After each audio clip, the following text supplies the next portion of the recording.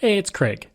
I just wanted to let you know that you can listen to Canadian History X early and ad-free on Amazon Music, included with Prime. Greetings, and welcome to another episode of Canadian History X. First, welcome to my new patrons, including Jason Hall and Spencer M., who join Iris Gray and Renee Bellevaux as patrons. Also, a big thank you to Phil Maynard, another patron of the show whose support is greatly appreciated. And let me apologize in advance, as it's a very windy day here where I am, and you can hear the chimes in the background. The Fenian raids are not generally known in Canada these days, but during the mid-19th century they represented a real problem for Canada as it was moving towards Confederation. The Fenians were members of a movement to secure the independence of Ireland from Britain. Outlawed in the British Empire, they were able to operate in the United States openly and freely. Known as both the Irish Republic Brotherhood and the Fenian Brotherhood, today the entire organization is generally known as the Fenians. Beginning in 1866 and lasting for the next 5 years, the Fenians would conduct armed incursions into Canada with the goal of seizing land and holding it ransom in return for Irish independence. There was the hope among the Fenians that this would create a serious situation within Britain, which in turn would weaken the British hold in Ireland after a planned rebellion broke out. On the American side of things, they did what they could to prevent the Fenian raids from their territory, but this did not stop the Fenians from conducting a raid on Capobello Island, New Brunswick, in April 1866. By late May of that year, a group had stolen enough guns and ammunition to arm 20,000 men. The Fenians were not just a random group of people who wanted to try and push for a fight. Many were American Civil War veterans who were hardened by battle and served as officers, infantrymen, sappers, gunners, and more. This brings us to June 1st, 1866. The Fenians were feeling confident thanks to the recent successful incursions into Canada, and on that day, 1,000 heavily armed Fenians crossed the Niagara River at Buffalo and entered Canada. They were led by John O'Neill. O'Neill had emigrated to New Jersey in 1848 from Ireland during the Great Famine. He enlisted with the 2nd United States Dragoons in 1857, and he would desert in California in 1859. But would eventually become a sergeant during the American Civil War, serving with the 1st Regiment until December of 1862, when he was commissioned as an officer in the 5th Indiana Cavalry. Known for being a daring officer, he would eventually reach the rank of captain. By the time of the Fenian raid, he was a colonel. With their skill and ample weapons, the Fenians captured Fort Erie, along with its railway and telegraph terminals. The Fenians then arrested the town council and the border officials and forced the bakery and hotels in the town to provide them with breakfast.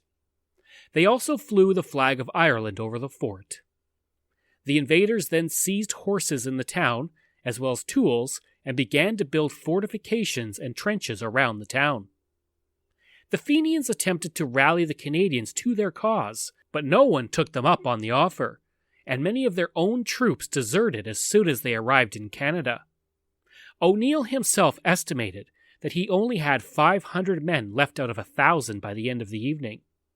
Thankfully for him, reinforcements of about 250 men arrived later in the evening. Within this one day, the Fenians had conducted the first successful raid from the United States in 50 years, and controlled the Niagara frontier from Black Creek to Fort Erie. With their control of the area, they were within marching distance of Welland Canal, the only naval passage between Lake Ontario and Lake Erie. The next day, the Canadian militia would respond. Due to the raids into Canadian territory, 22,000 Canadian militia were mobilized, who would fight with the British infantry already in Canada. With the Fenians now in possession of the area around Fort Erie, 2 Canadian military units, the Queen's Own Rifles and the Royal Hamilton Light Infantry, were mobilized. Colonel Alfred Booker would take command of the Brigade of Battalions. Booker was a wealthy auctioneer from Hamilton who was also well respected among many in the community. In 1851, he had been commissioned as an ensign, eventually reaching the rank of captain in the volunteer militia battery of artillery of Hamilton in 1855.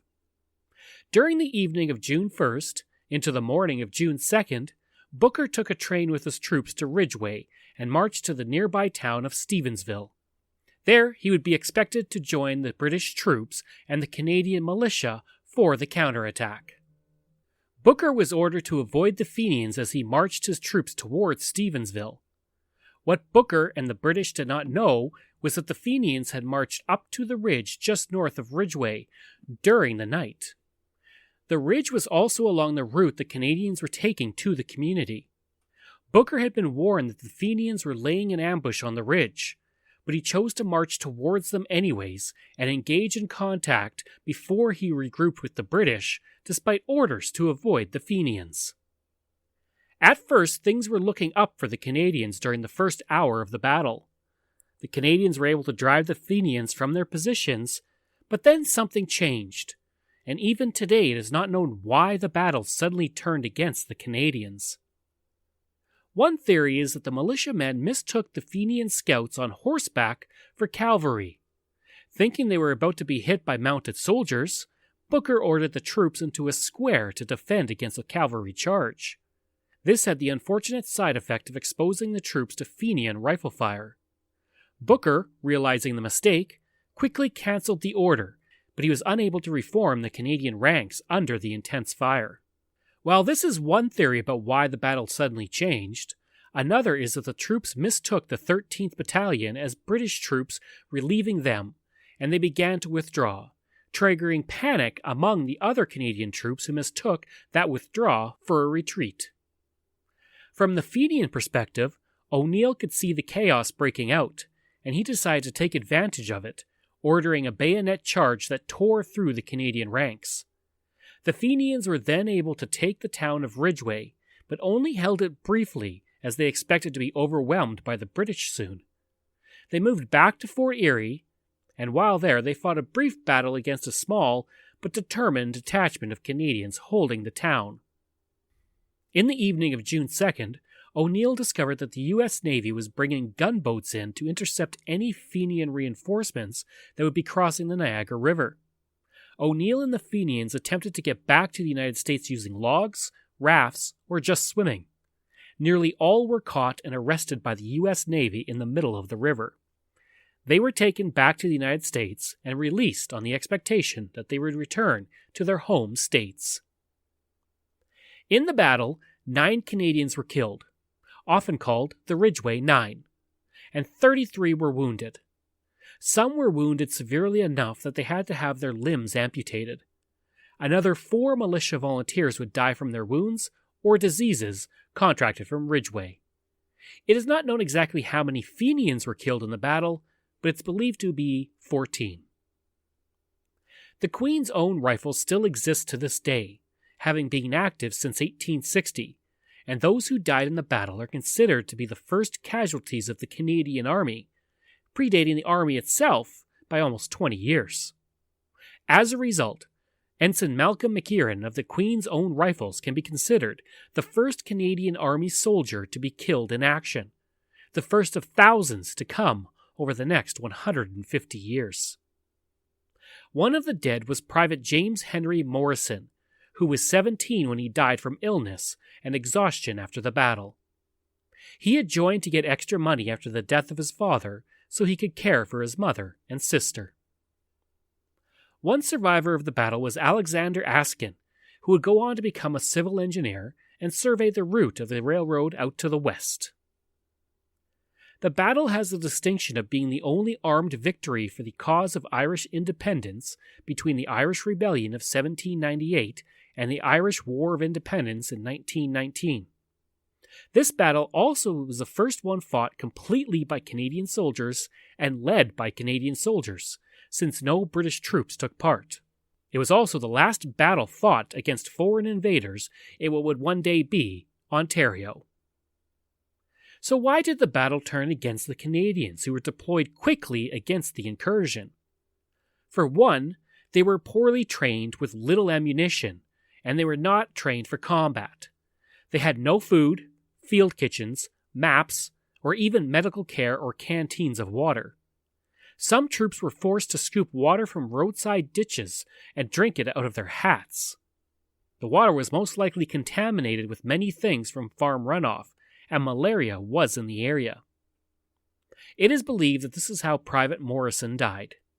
They had no tools to care for their rifles, and only half the Canadian troops had even practiced firing their rifles with live ammunition.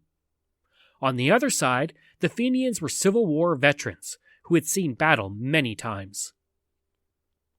O'Neill, for his part, vowed to return to Canada soon in the Fenian fight, and he would lead subsequent attacks in 1870 and 1871, both of which failed. No blame was put on the militia departments for its inability to prepare the troops. John A. Macdonald, future Prime Minister of Canada, was the Minister of the Militia at the time, and instead of receiving blame, it was put on the frontline troops. While the troops panicked and broke, no officers were blamed, despite leading the troops, and the government received no blame, despite undersupplying the troops. The Queen's Own Rifles earned the name Quickest Out of Ridgeway, while the Hamilton Battalion was given the name the Scarlet Runners. Due to the embarrassment of the defeat, the battle was hidden away in Canadian military history and heritage, and the Canadian government would not acknowledge the veterans of the battle for 25 years. In 1890, the Veterans of 66 Association would hold a protest at the Canadian Volunteer Monument by laying flowers at the foot of the monument on June 2nd, the 24th anniversary of the battle. It would be another 10 years of protests and lobbying before the Canadian government created the Fenian Medal and gave land grants to the surviving veterans. The protest by the battle survivors became an annual event called Decoration Day, when the graves and monuments of Canadian soldiers were decorated with flowers. For the next 3 decades, Decoration Day was the national military holiday, and the first version of what would become Remembrance Day, held every weekend nearest to June 2nd.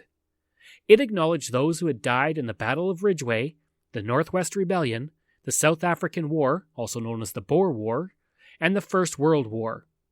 The tradition stopped in 1931 when November 11th was established as the official National Memorial Day.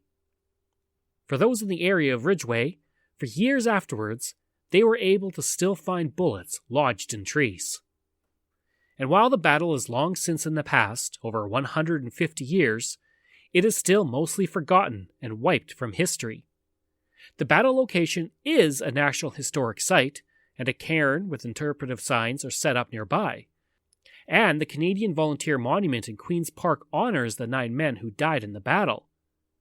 But the lack of remembrance for this battle and the Fenian invasion is unfortunate.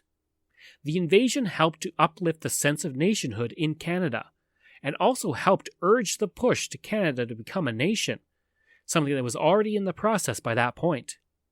The need for a unified Canada to guard its borders had become apparent. In 2013, petitions from the City of Toronto and the town of Fort Erie were sent to the federal government asking that the Ridgeway 9 be restored to the Canadian Military Memorial Heritage by including them in the National Books of Remembrance in Ottawa. The request was not approved. I hope you enjoyed this episode of Canadian History X, and if you did, please give a rating and review. You can support the podcast at Patreon. Just go to patreon.com/CanadaEHX. You can email me any questions you have. Just email Craig at CanadaX.com, and you can find hundreds of articles on my website. Just go to CanadaX.com. Thanks, and we'll see you again next time.